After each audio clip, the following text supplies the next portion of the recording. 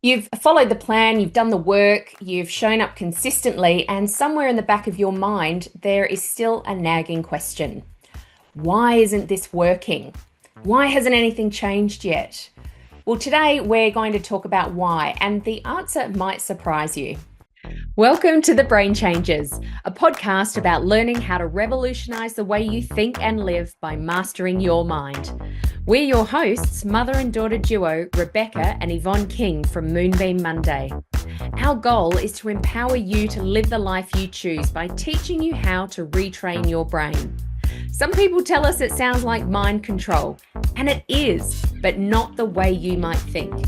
This is about you taking control of your own mind rather than letting your mind control you, so you can choose to live a life free from the expectations of others.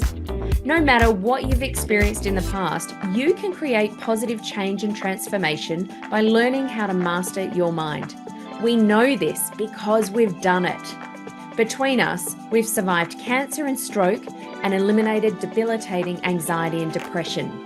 We've turned our pain into purpose through the power of our mind, and we're now here to support and guide you to do the same. In this podcast, we share valuable insights about how your brain works, why you think, say, and do the things you do, how to begin the process of change, and why it's necessary. Because we know that when you change your mind, you change your life. Thanks for joining us. Let's go. Hello and welcome back to the Brain Changers podcast. It's wonderful to be here with you again. I'm Rebecca King. And I'm Yvonne King. We've been spending a bit of time lately talking about uncertainty and about why we do what we do even when we know better.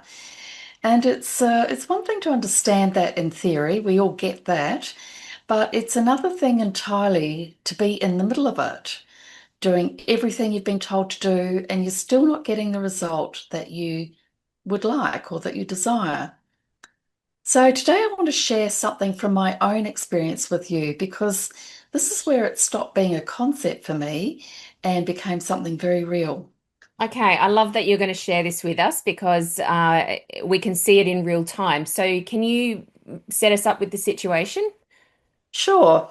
It goes back a few years ago. I was learning to trade the stock market, shares, and all of that sort of thing. Now, trading is about as black and white as it gets. You either follow the plan or you don't. Mm. And when you do that, you either get the result you want or you don't. There's nowhere to hide with it. And, I went in feeling reasonably confident. I'd studied it, I'd learned the strategies, understood the rules, and I knew exactly what I was supposed to do and when to do it. And, the other side of that is I learned when not to act and when not to do things. So I learned how to take the action consistently. I showed up and I followed the process. And then I had a loss. Okay, so what happened when you had this loss? Well, I guess what happened for me was what happens for a lot of people. It sort of pulled me up. I hesitated and I started asking myself, oh, why did this happen? I started second guessing myself. Was there something wrong with my plan? What had gone wrong? And it meant that I started looking for more confirmation before I'd act. I'd hesitate, even though I already had the plan hadn't changed. But the frustrating thing for me was that somewhere in my intellectual mind, I guess, I knew better. Mhm. I could see what I was doing, but I just sort of couldn't really stop those feelings. And then the opposite happened. I had a really good win. And you'd think once you start winning in the markets that you'd say, oh, this is it, just stick with your plan and go with it. But Mm. instead of sticking with the process, I overrode it. And I started wondering, should I take bigger risks? Should I stay in longer? I started thinking, wow, I think I might have cracked this. Mm. So that's really interesting, isn't it? What you're saying is that it didn't matter whether it was a loss that you had in the markets or whether it was a win. And even though you had this plan, you just basically went, I'm going to put the plan away. I obviously know better than this. Anyway. Well, sort of. And well, what really hit me then, Beck, was that the problem wasn't the strategy. I had that. That hadn't changed. I had the plan. But what I found pretty hard to swallow is that I couldn't just fix this mindset I had, I guess, just by trying harder. That wasn't going to fix this problem. Yeah, and I think that's really relevant to the conversations we've been having because that's where most people uh, go wrong, perhaps, and that's where they Hmm, stay because that instinct, when something isn't working, we think, I just need to do more of it, or I need to work harder, I that's need to right. be more disciplined, get up earlier in the morning, whatever it might be, find a better system, like you Hmm, were perhaps thinking, or just keep doing what I'm doing and eventually it will work, right? yeah. And of course, some of that is useful, discipline is useful in certain situations, sticking with a plan is useful. But what were you noticing was underneath all of that? Because of course that's just surface level. What was actually going on? Well, there was obviously a lot of noise in my head and a lot of chatter, I suppose, in my head, if I want to be honest about it. Mm. After a loss, it sounded like, oh, I don't want to get this wrong again, or I can't afford to lose this money, or things like that. I felt the need to be more certain. I felt, oh, what if I just keep on losing? What if I keep on getting into losing trades? Mm. And then, after I had a win, it shifted. I started thinking, oh, should I be pushing this further? And then the common one, I don't want to miss out. If this is going to go well, then I want to get everything out of it that I can. This Mm. could be the big one. Yeah, FOMO. Yes, that's right. So I wasn't actually responding, I think, to what was happening in front of me. I was responding to what I was making it mean for me. And that is a really important distinction, isn't it? And Mhm. that's what we as humans do so well that no other mammal does. We put meaning around things That's because right.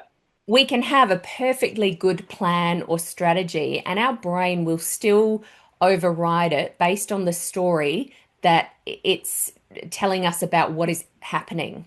Uh, Yeah. and most of the time, we think that's because we're not disciplined enough or we're not working hard enough. But it's actually the default way of how our mind works. And often this goes, as we've talked about in other episodes, this goes way back to something that we've learned as a child. Yeah, so I think underneath all of that, when I really analysed what was going on with me, I think it came down to who I thought I was. Now, I think a lot of people will be with me on this because, first of all, I didn't feel that I was the sort of person that could sit comfortably with uncertainty. And I think I also saw myself as someone who needed to be right, or you could put the other side of that. I didn't, I don't like being wrong. Not many of us do like being wrong, do we? No. But I think I just had this real need to feel that I was across everything, that I wanted to be in control. Yeah, I think it's a perfectly natural feeling. Like you said, most of us feel that way. We don't like to Hmm. feel out of control. But what you're describing there is who you believed you were, and that's that deeper layer, isn't it? We're not on surface level stuff here anymore that can just be No. changed by changing a habit, not just what we're doing or even what you're thinking in the moment, but that story underneath it all. Hmm. I am someone who needs to be in control. I'm someone who can't afford to get it wrong. And so it sounds like part of you was trying to follow the plan, and another part of you is trying to stay safe. And of Yes. course, safety wins every single time. That's just how our brain is wired. When we feel uncertain or unsafe, it will always move toward what feels familiar. It will always do what it did yesterday rather than something new today Mm. because it knows the outcome, even when we consciously want something different. Yes. And what you're describing there is something I see constantly in the people that I work with. You know, the details are always different in some way, but the pattern is almost always the same. And it only changes when we address the right thing at the right Mm. level. And to understand why, it helps to think about where that problem is actually sitting. And so, if I can explain for a moment, there really are three levels at which we operate.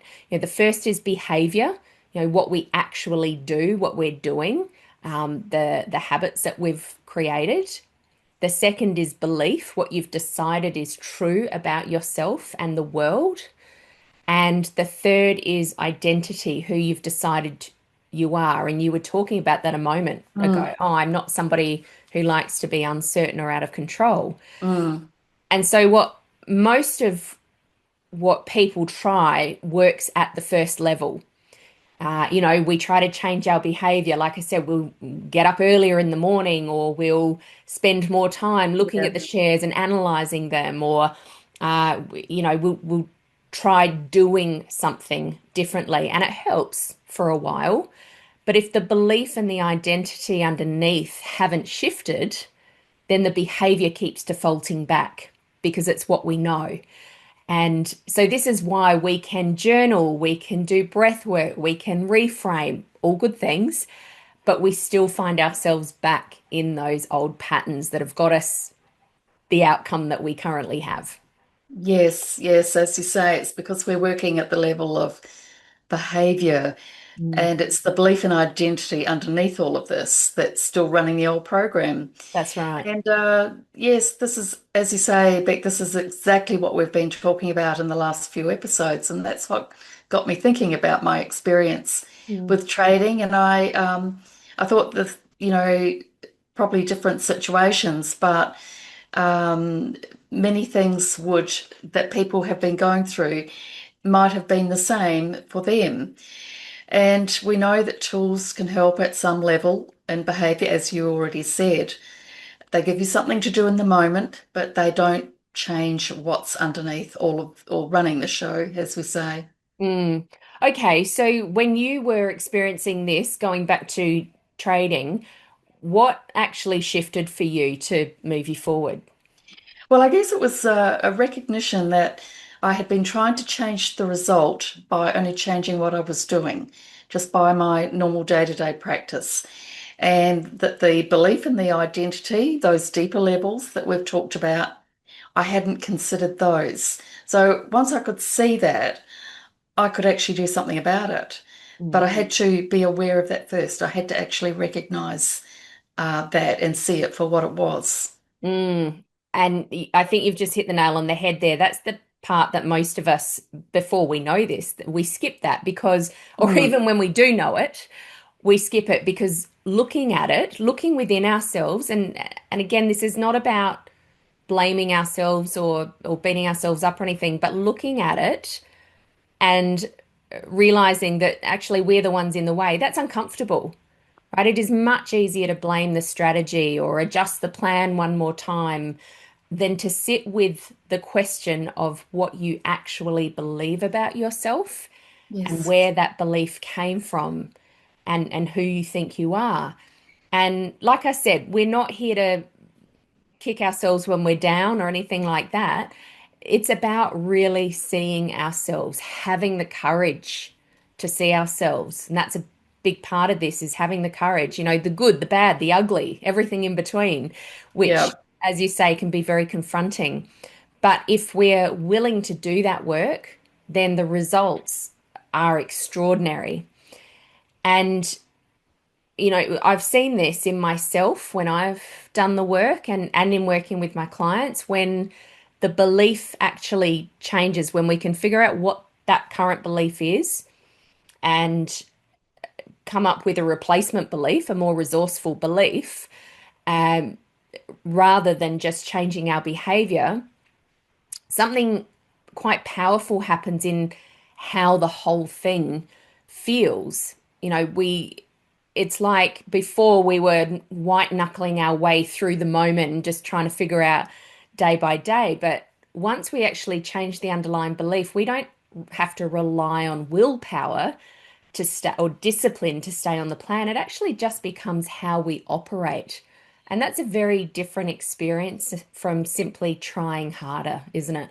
You're absolutely right, because just constantly trying harder just becomes, well, we get to the stage that we'll give up because it does become too hard, doesn't it? Mm. But I think this is where we really need to be honest with ourselves, because yes, we do need to take action, and we do need to be consistent, and we need to keep showing up over a sustained period of time.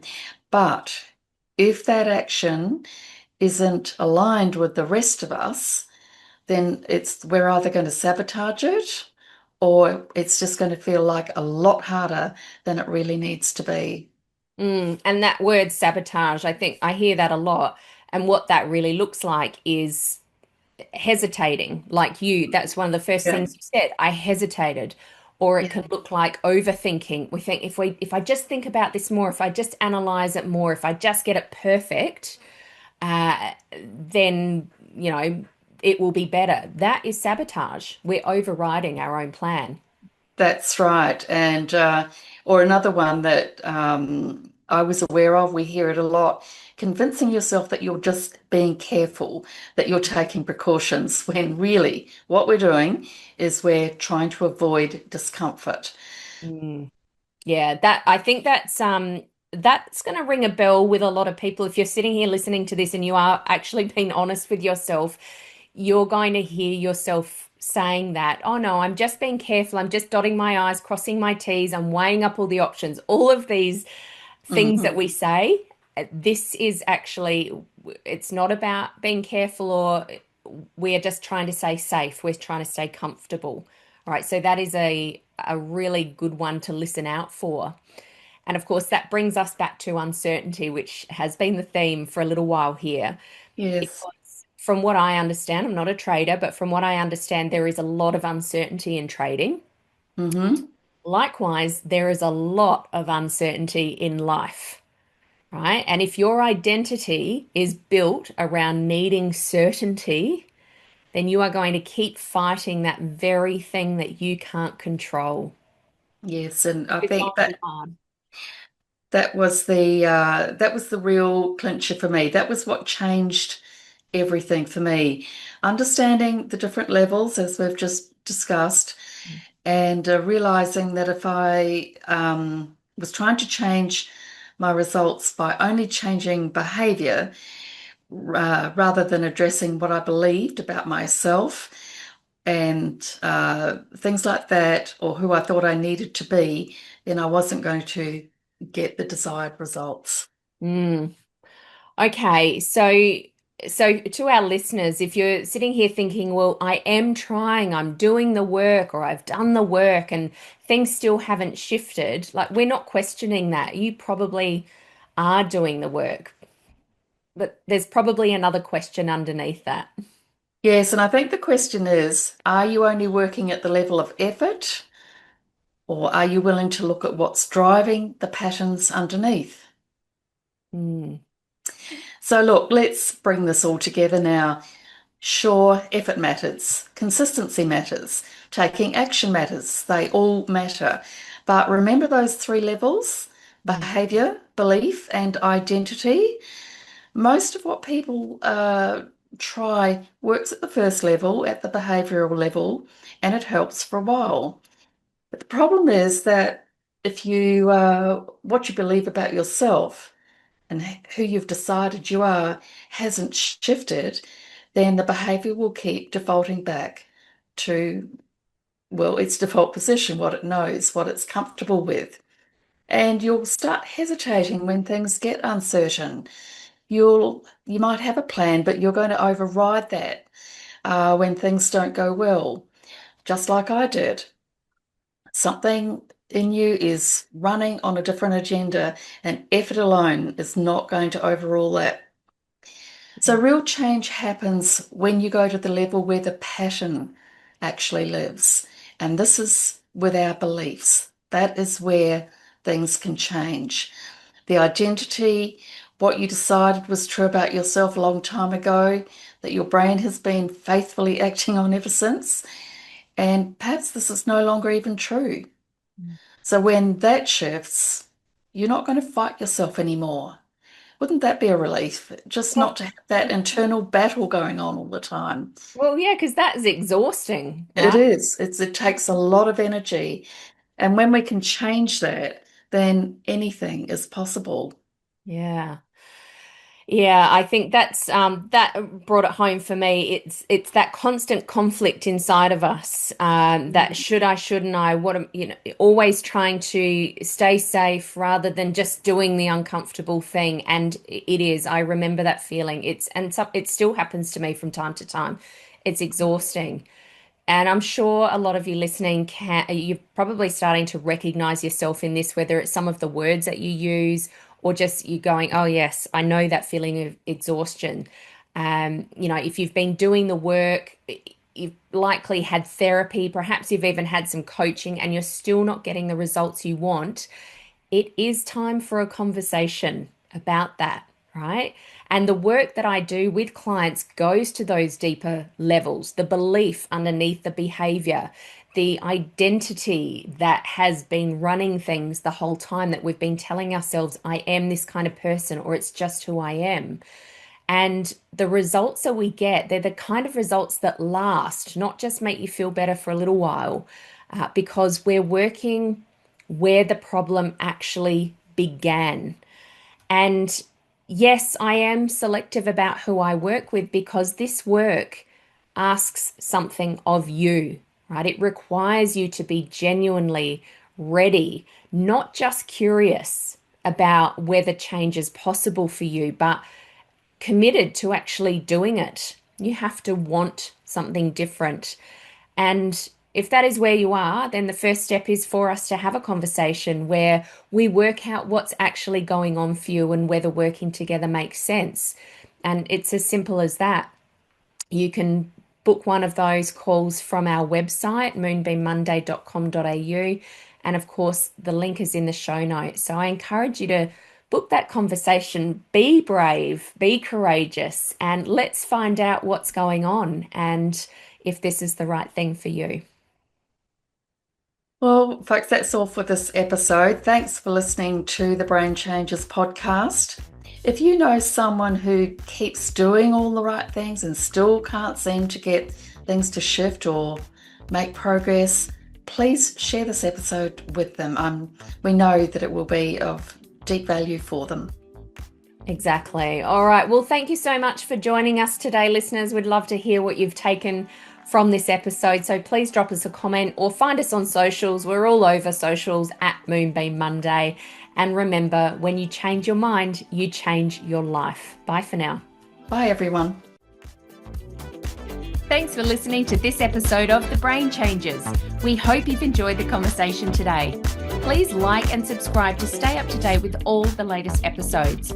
Our mission is to reach as many people as possible to help them revolutionize the way they think so they can change their brain and create profound transformation. Please help us broaden our reach by sharing this episode with someone you know will benefit. And remember to tag us on socials at Moonbeam Monday and leave a review. And remember, when you change your mind, you change your life. We'll catch you next time for another episode of The Brain Changes.